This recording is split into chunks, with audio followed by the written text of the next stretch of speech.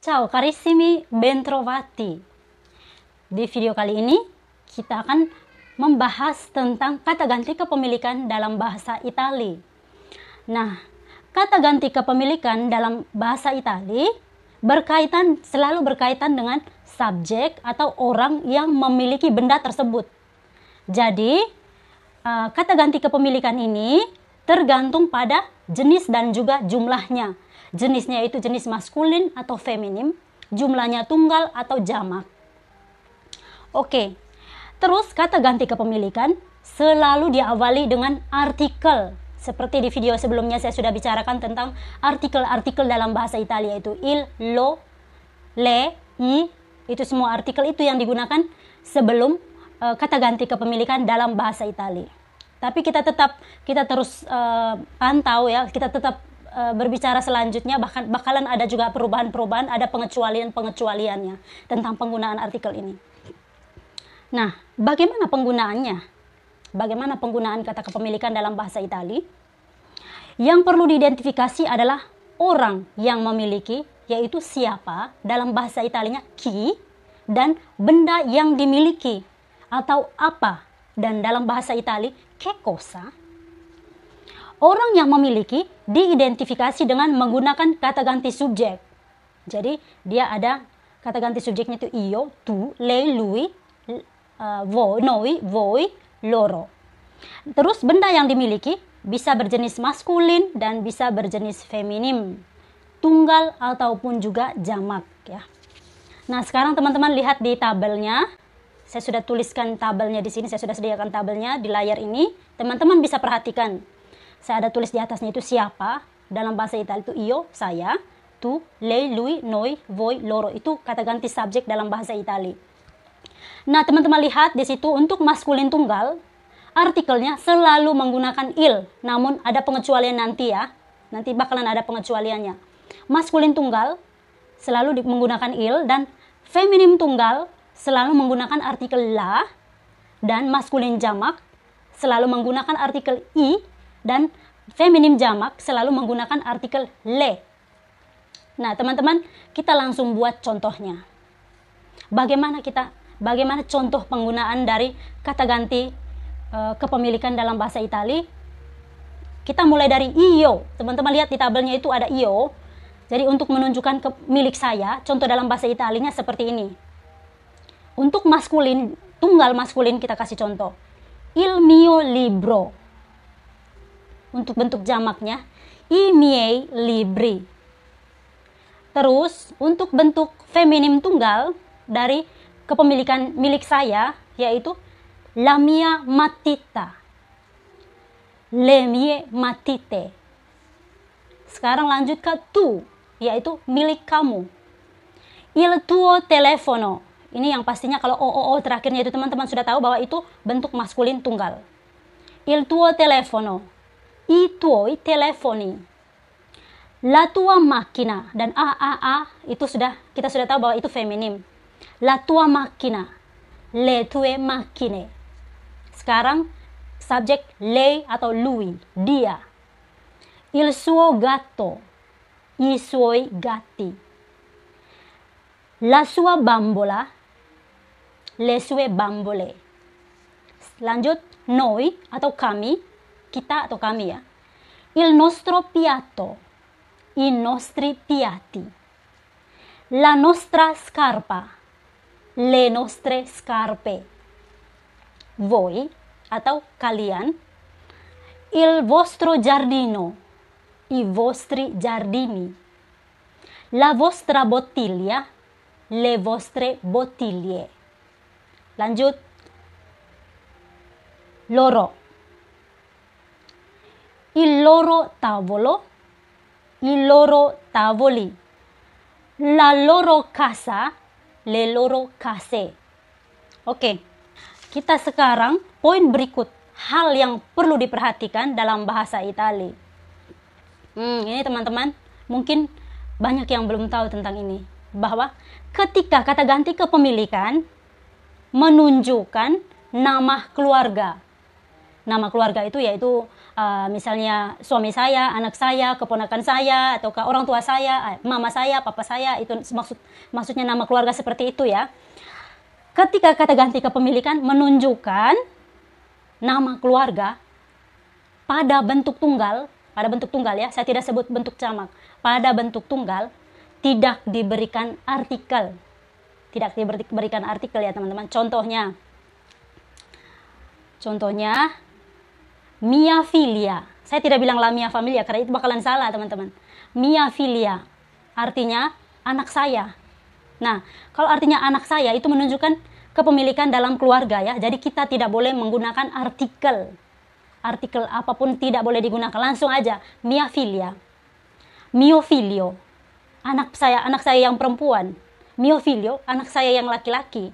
Dan kalau bentuk jamaknya harus menggunakan artikel. Nah, mia filia, mio filio, artikel jamaknya itu, untuk jamaknya itu kita gunakan artikel i miei fili, anak-anak saya.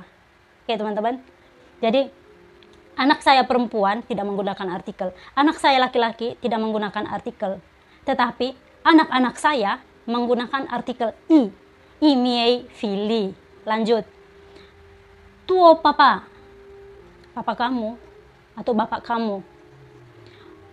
Tua mama kamu. Tetapi bentuk jamaknya yaitu orang tua saya, dia akan menggunakan artikel itoi, orang tua kamu, dia akan menggunakan artikel itoi genitori.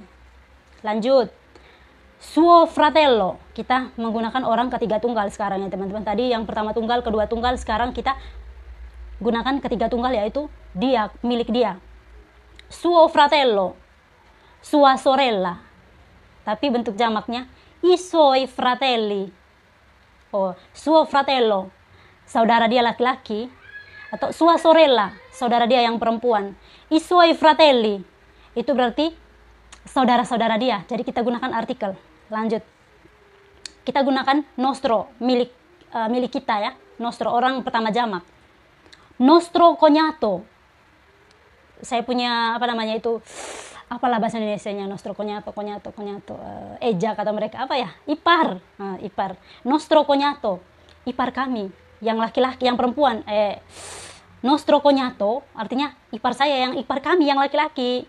Atau nostra cognata, ipar kami yang perempuan. Tapi bentuk jamaknya i nostri cognati. Kita berikan artikel ya. I nostri cognati. Itu ipar-ipar kami.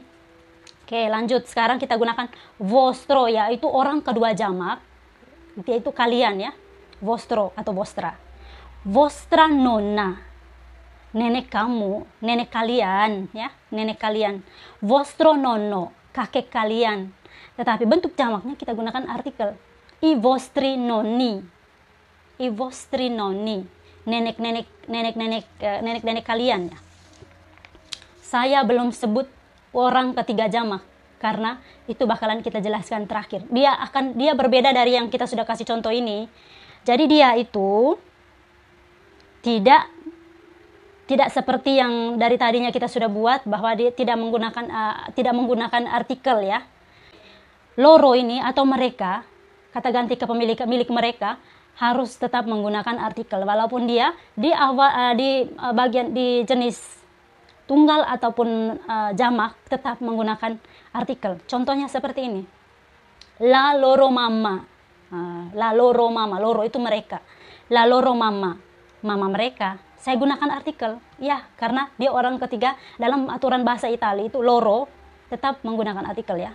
Le loro mamme. Ini untuk bentuk jamaknya ya. Lanjut. Il loro zio. Ini maskulin ya. Il loro zio. Itu paman mereka. Dalam bahasa dalam ininya bentuk jamaknya il loro zi. Ada dua i terakhir. Il loro zi. La loro figlia.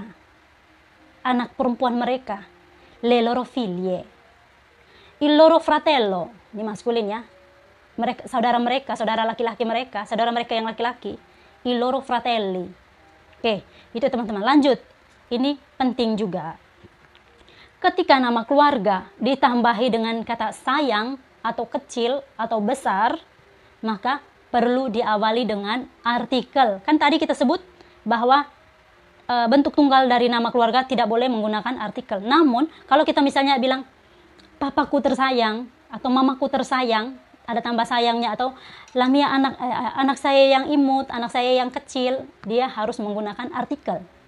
Misalnya Lamia karamama, karamama, Mia karamama, kita harus tambahkan dengan artikel la karena dia feminim ya. Jadi Lamia karamama, mamaku tersayang. Ataukah untuk maskulinnya il mio caro papa, papaku tersayang. Dia ada artikelnya ya, karena ada tambah dengan kata sifatnya di situ ya, sifat sayang kah besar atau kecil.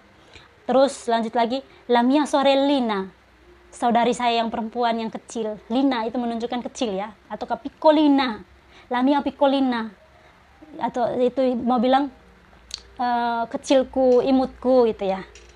Il mio nipotino, kita gunakan, dia bentuk tunggal namun kita gunakan artikel karena dia ada tambahan kata sifat di situ ya. Il mio nipotino, nipote sebenarnya saya punya il mio nipote itu maksudnya saya punya keponakan, namun karena di sini ada tambahan ino, nipotino, itu menunjukkan kecil ya, imut, kecil, nipotino, saya punya keponakan kecil, saya punya keponakan imut. Jadi kita harus gunakan artikel sesuai dengan jenisnya. Karena di sini nipote yang dimaksudkan mio nipote, artinya dia ini nipotenya laki-laki karena mio nipote. Namun ini nipote ini dalam bahasa Itali dia termasuk maskulin karena sudah ditunjukkan oleh mio. Sudah menunjukkan bahwa yang dimaksudkan nipote ini laki-laki bukan perempuan. Kecuali kalau dia bilang mia nipote, kita langsung tahu mia. Berarti dia maksudnya nipotenya itu maksudnya keponakannya itu perempuan karena dia sudah bilang mia nipote. Oke teman-teman, begitu aja dulu di video kali ini. Semoga bermanfaat untuk teman-teman. Jangan lupa tulis pertanyaan sebanyak-banyaknya. Ciao!